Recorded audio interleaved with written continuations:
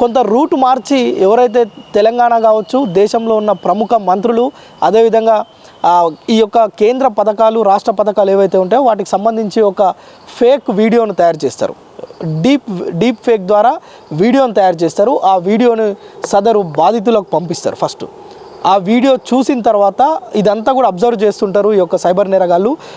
వెంటనే ఫోన్ చేస్తారు. మేడం మేము ఫలానా ఈ స్కీమ్ నుంచి ఫోన్ చేస్తున్నాం, ఈ వీడియో చూశారు కదా, ఇది సెంట్రల్ మినిస్టరే మాట్లాడినరు, దీంట్లో మీరు పెట్టుబడి పెడితే మీ యొక్క డబ్బులు అధికమవుతాయి, ఇది ప్యూర్గా గవర్నమెంట్ స్కీమ్, దీంట్లో ఎలాంటి మోసం ఉండదు, దీనికి సంబంధించి ప్రభుత్వం నుంచి వచ్చే ఒక లింకును మేము మీకు పంపిస్తామంటూ ఒక ఏపీకే ఫైల్ కావచ్చు లేదంటే ఒక లింకును పంపిస్తారు.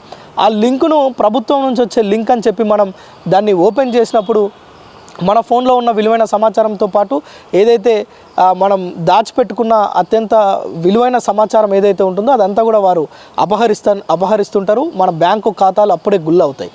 అయితే మన యొక్క ట్రాన్సాక్షన్స్ చూసి వాళ్ళు వీళ్ళ దగ్గర ఇంకా ఇంట్లో కానీ బయట కానీ ఇతర సొమ్ము ఉంది అని భావించినప్పుడు ఆ యొక్క మన దగ్గర ఉన్న సీక్రెట్ ఫొటోస్ వీడియోస్ అవన్నీ కూడా మేము బయటికి పంపించేస్తాం మిమ్మల్ని అని బ్లాక్మెయిల్ చేస్తుంటారు. సో వీటి పట్ల ఇంకా కొన్ని చాలా డిఫరెంట్గా జరుగుతున్నాయి. పోలీసులమంటూ ఫోన్ చేస్తుంటారు, మేము ఫలానా పోలీస్ స్టేషన్ అని చెప్పి ఆ యొక్క ట్రూ కాలర్లో తమ ఫోటో ఐడి అదేవిధంగా ఆ పేరు మొత్తం కూడా మార్చేసి అది ఆ ఐడితో ఫేక్ ఐడితో కాల్ చేస్తారు.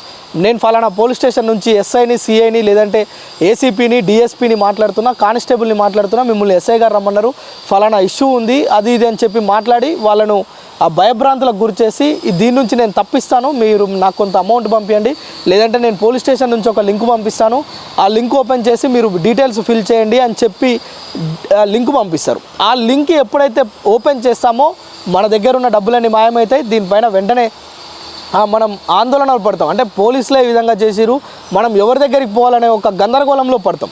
అయితే తప్పనిసరిగా ఇలాంటి ఏవైతే అనుమానాస్పద మెసేజ్లు కానీ ఏపీకే ఫైల్స్ కానీ లింక్స్ కానీ వచ్చినప్పుడు వెంటనే మీ సమీపంలో ఉన్న పోలీసులకు సమాచారం అందించడంతో పాటు అవకాశం లేకపోతే 100 పోలీసులకు అత్యవసర నెంబర్కి ఫోన్ చేసి సమాచారం అందించాలి. లేకపోతే మీ ఇల్లు గుల్లవుతుంది, మీ ఒళ్ళు గుల్లవుతుంది. ఇది మాత్రం మర్చిపోవద్దు.